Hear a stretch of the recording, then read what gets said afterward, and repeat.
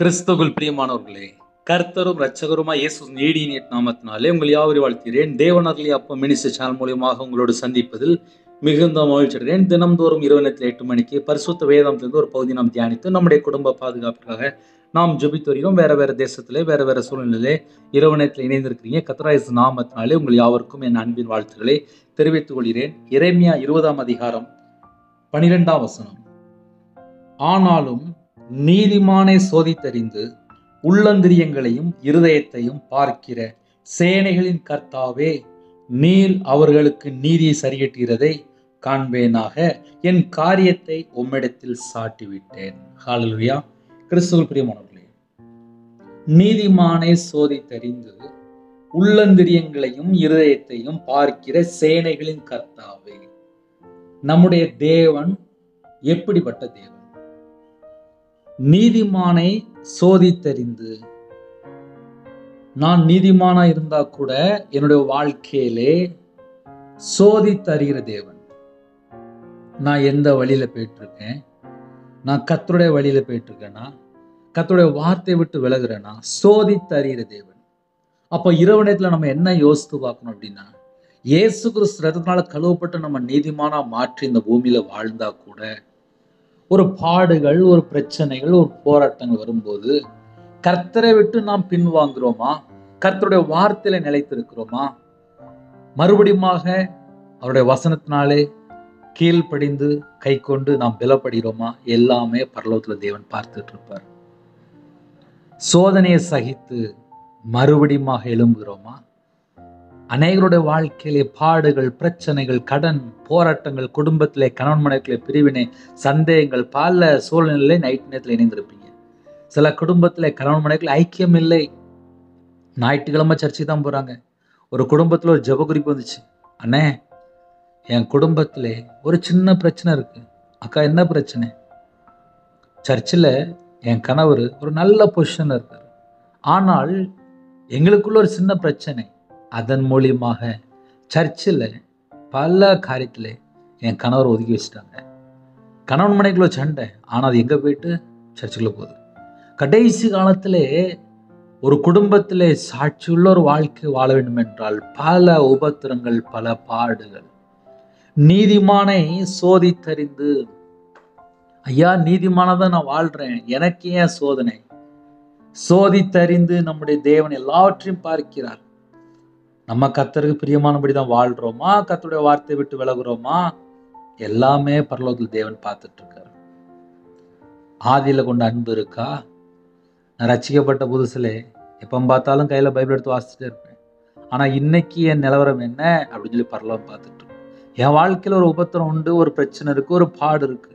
ஆனா நான் கையில பைபிள் எடுத்து வாசிக்கிறேன். நான் பரலோகத்துல தேவன் பார்த்துட்டு இருப்பார்.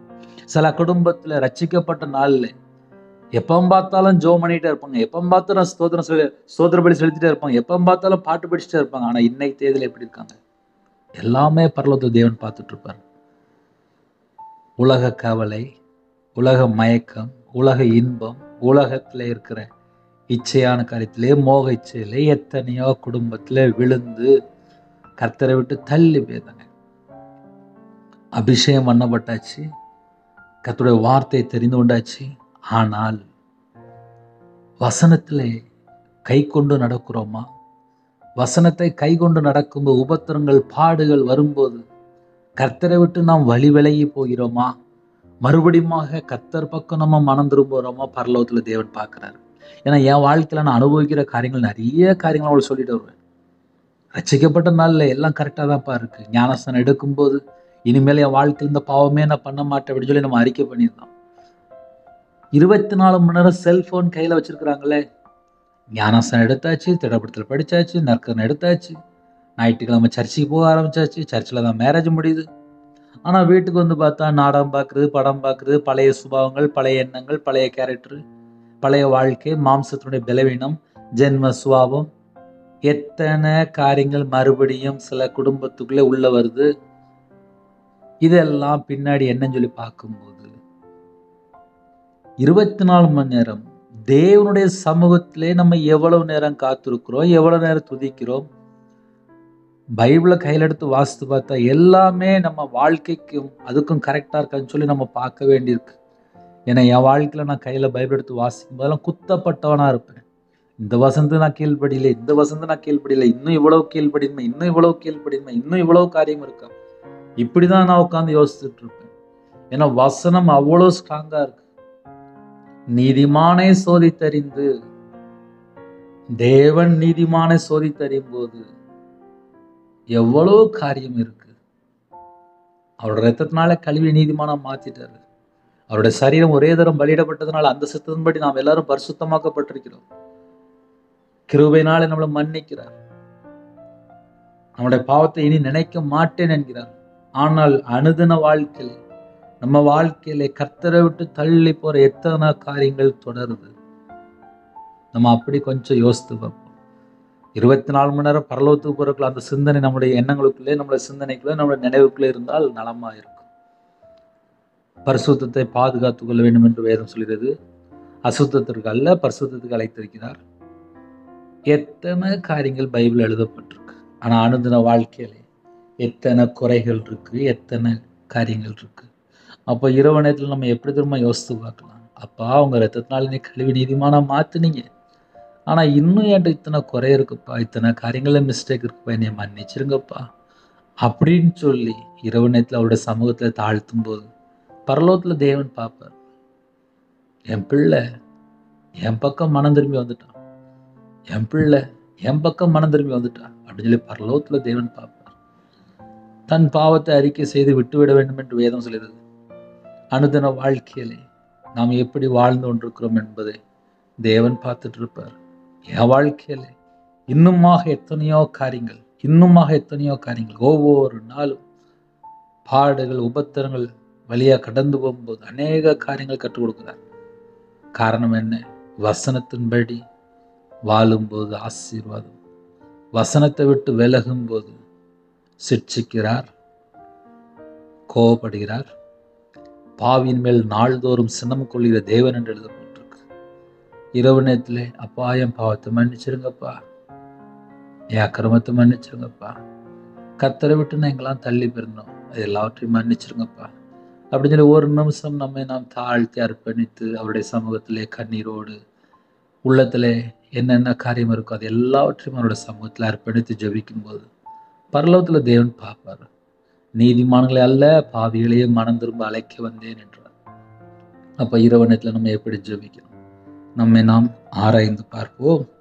நீதிமானை சோதித்தறிந்து உள்ளந்தரியங்களையும் இருதயத்தையும் பார்க்கிற சேனையின் கர்த்தாவே, உள்ளந்தரியங்களையும் இருதயத்தையும், என் உள்ளத்துல நான் என்னெல்லாம் என் மிஸ்டேக் இருக்குன்னு சொல்லி எல்லாம் பரலோகத்துல தேவன் பார்க்கிறார்.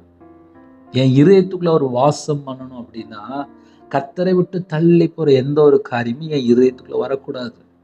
கடைசி காலத்துல நம்ம வாசிக்கிறோம், நெருங்கி நிற்கிற பாவம் என்று வேதம் சொல்கிறது. இவைகளை தள்ளிவிட்டா மட்டும்தான் இயேசுவை நோக்கி நாம் ஓட முடியும். நிறைய குடும்பத்துல சொல்லிடுவாங்க, பிரதர் வசனத்தின்படி வாழ முடியல பிரதர், நிறைய உபத்திரங்கள் நிறைய பாடுகள் இருக்கு, என்ன செய்யன்னு தெரியலையே, நாங்க யோசிக்கிறோம் ஆனா செய்ய முடியலையே. எத்தனையோ காரியங்கள். நான் மட்டும்தான் பிரதர் ரட்சிக்கப்பட்டிருக்கேன், என் குடும்பத்துல யாரும் ரட்சிக்கப்படலை. நான் வீட்டில் போனால் அவங்கெல்லாம் டிவி நாடகம்லாம் பார்த்துட்டு தான் பிரதர் இருப்பாங்க, அவங்களாம் படம் பார்த்துட்டு தான் இருப்பான், நானும் வீட்டில் தான் இருப்பேன், என்ன செய்யன்னு தெரியல பிரதர். ஞாயிற்றுக்கிழமை ஆயிட்டுனா சர்ச்சுக்கு போக முடியல, ஏன்னா அவங்களாம் இன்னும் ரட்சிக்கப்படலை, என் கணவர் ரட்சிக்கப்படலை, என் கணவர் கோவப்படுறாரு. எத்தனை குடும்பத்தில் எத்தனை காரியங்கள். இதெல்லாம் நம்ம இதயத்தில் யோசிக்கிறோம்னா அதெல்லாம் பரலோகத்தில் தேவன் பார்ப்பார். உள்ளந்தரியங்களையும் இருதயத்தையும், அந்த வேர்டை நீங்க நல்லா கவனிக்கணும். பார்க்கிற இந்த வேர்டு ரொம்ப முக்கியம். பரலோகத்துல தேவன் என்ன பார்க்கற அப்படின்னா, உள்ளந்தரியங்களையும் இருதயத்தையும் பார்க்கிற சேனைகளின் கர்த்தாவே. அப்போ சேனைகளின் கர்த்தர் எதை பார்க்கிறார் அப்படின்னா, உள்ளத்தை பார்க்கிறாரு, இருதயத்தை பார்க்கிறாரு. என் இருதயத்துக்குள்ளே கர்த்தரை விட்டு தள்ளி போற எத்தனை காரியங்கள் சொல்லி பரலோகத்துல தேவன் பார்ப்பார். அதை பார்த்துதான் என்னுடைய வாழ்க்கையிலே குறைகள் குற்றங்கள் இருந்துச்சுன்னா சீர் பொருந்து மனம் திரும்பு, இந்த பாவத்தை அறிக்கை பண்ணு, பரிசுத்தமாவால் அர்ப்பணி, என் பக்கம் மனம் திரும்பு அப்படின்னு சொல்லி பரலோகத்துல தேவன் நம்மகிட்ட பேசிட்டு இருப்பாரு. அந்த நேரத்துல ஒருத்தன் உணர்வடைகிறான்ல, அவன் தான் ரட்சிக்கப்படுறான். அப்போ ஒரு மனுஷனுடைய வாழ்க்கையிலே பாடுகள், உபத்திரங்கள், பிரச்சனைகள் வரும்போது, ஐயோ என் வாழ்க்கையில இந்த இடத்துல நான் குறையா இருக்கிறேனப்பா, என்னை மன்னிச்சிருங்கப்பா அப்படின்னு சொல்லி அவர் பக்கம் தாழ்த்தி மனம் திரும்பி, இயேசுவே நீ மன்னிங்கப்பா, அவ்வளவுதான். அப்ப நம்முடைய தேவன் என்ன பார்க்கிறார் அப்படின்னு, என் பிள்ளைகள் எப்படி வாழ்றாங்க, இரத்தத்தினால மீட்டெடுத்திருக்கிறார். சொந்த இரத்தத்தை கொடுத்து நம்மளை மீட்டெடுத்திருக்கிறார். தம்முடைய ஜீவனை தந்து மீட்டெடுத்திருக்கிறார். நம்ம மேல எவ்வளவு அன்பு, எவ்வளவு பாசம், எவ்வளவு நேசம். சொந்த குமாரனை தந்து மீட்டெடுத்திருக்கிறார். மீட்டெடுத்த தேவன் நியாயத்தீர்ப்பு நாள்ல கணக்கு கேட்பார். உன்னை நான் மீட்டெடுத்தனே எதுக்காக? ஒரு சாட்சியுள்ள ஒரு வாழ்க்கை வாழ, மனம் திரும்பி மிகுந்த கனி கொடுக்கிற பிள்ளைகளா மாறணும். அவருக்கு பிரியமானபடி பரிசுத்தமா வாழணும், நீதியில நடக்கணும், செம்மையா நடக்கணும், உண்மையா வாழணும். எவ்வளவு காரியங்கள் எழுதி வச்சிருக்காரு. ஒரு மனுஷன் ரட்சிக்கப்பட்ட பின்பாக எப்படி வாழணும், என்ன யோசிக்கணும், நம்ம சிந்தனைக்குள்ள நம்ம என்ன யோசிக்கணும், எல்லாமே பரலோகத்துல தேவன் நமக்கு கற்றுக் கொடுக்கிறார்.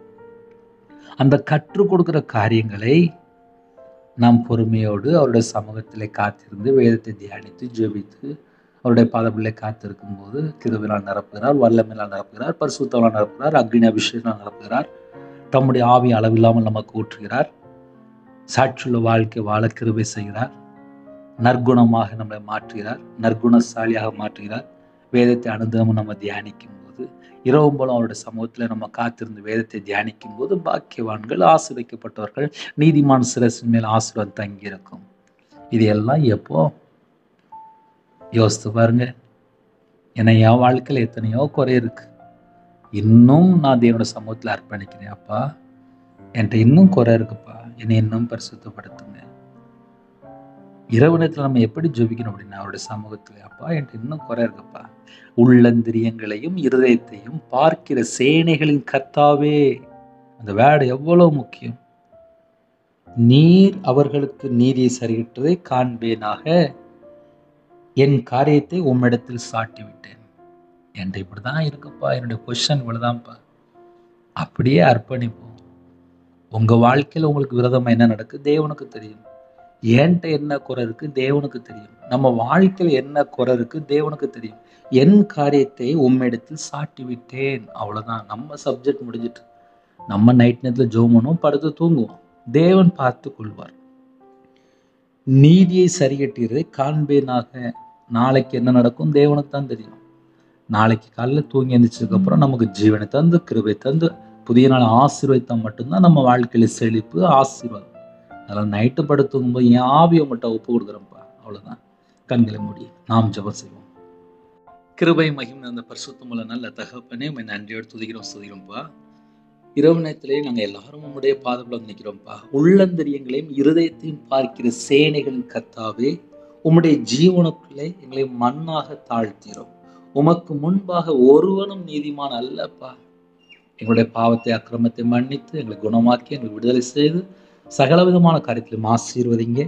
நீதிமான சோதித்தறிந்து ஆசீர்வதிக்கிற தேவன். எங்க வாழ்க்கையில எத்தனை குறை இருக்கும் மன்னித்து ஆசீர்வதிங்க. உங்க கிருபையினால் நிரப்புங்க. இரவு நேரத்திலே கற்பது நீங்க ஜெபிக்கிறோம். கர்த்தர் மனம் இறங்கி ஆசீர்வதிங்க. மாசமா இருக்காங்க தாயும் பிள்ளையும் ஆசீர்வதிங்க. டெலிவரி ப்ரோக்ராம் பரம வைத்தியர் கூட இருந்து ஆசீர்வதிங்க. திருமண தேவைக்காக ஜெபிக்கிறோம். கர்த்தர் வாசல் திறந்தாங்க. திருமணம் முடிந்ததுக்கு அப்புறம் நிறைய காரியத்துல பிரிவினை, சந்தேகம், கணவன் மனைவிக்குள்ள ஐக்கியம் இல்லை, டைவர்ஸ் அளவுக்கு பிரச்சனை ஓடிட்டு இருக்கு. மதுபான அடிமை, போதை காரியங்கள், கஞ்சா பழக்கம், விபச்சார அடிமை, கள்ள தொடர்பு, தேவையில்லாத தற்கொலை எண்ணங்கள், மரண பயம், மாந்திரிகம், புள்ளி சுனம், ஏவல கட்டப்பட்ட சில குடும்பத்துல விக்கிர வழிபாடு, எத்தனையோ குடும்பத்துல இணைந்திருக்காங்க. அந்த எல்லா செத்த கிரியெல்லாம் இயேசு கிறிஸ்து ரத்தத்தினால் நாமத்தை சுட்டு எறியப்படட்டும். ஒவ்வொரு குடும்பத்தையும் கர்த்தர் விடுதலை செய்ய வேண்டும். எல்லா குடும்பத்தையும் கர்த்தர் பொறுப்படுத்துங்க. கர்த்தரோட நாமம் மகிமைப்படட்டும். இரவு நேரத்திலே டியூட்டியில் இருக்காங்கப்பா. வாலிப ஜெபிக்கிறாங்க. உங்கள் பிள்ளைகளுக்கு பாதுகாப்பு தாங்க. ட்ரைவிங் லைனில் போகிறாங்க, பாதுகாப்பு தாங்க. வியாபாரம் பார்க்குறாங்க, பாதுகாப்பு தாங்க. தேவையில்லாத காரியத்தில் போய் சிக்கிக்கொள்ளக்கூடாது. மதுபான அடிமையோ, போதை காரியத்திலையோ, தேவையில்லாத ஃப்ரெண்ட்லையோ, விபச்சாரத்தில் போய் சிக்கிக்கொள்ளக்கூடாது. கர்த்தர் கிருபை செய்யுங்க, பாதுகாத்துக்கொள்ளுங்க. நைட் நேரத்தில் பஸ்ஸில் போகிறாங்க, காரில் போகிறாங்க, ட்ராவலிங்கில் இருக்காங்க. இன்னுமாக அப்போ ஐடி ஃபீல்டில் பார்க்காங்க. நைட் நேரத்தில் வாட்ச்மேன் ஜெபிக்கிறான், செக்யூரிட்டி ஜெபிக்கிறான், போலீஸ் ஆஃபீஸ் ஜெபிக்கிறான், ஆர்மியில் ஜெபிக்கிறான், அதிகாரிகள் ஜெபிக்கிறான், தலைவர் ஜெபிக்கிறான், வெளிநாட்டில் வேலை பார்க்குறாங்க. எல்லா குடும்பத்துக்கும் கர்த்தருடைய பாதுகாப்பு இயேசு கிறிஸ்து நாமத்தினால் உண்டாட்டும். இயேசு கிறிஸ்து இரத்தத்தினால் நாமத்தினால் சகல குடும்பத்துக்கு ஒரு பாதுகாப்பு உண்டாட்டும்.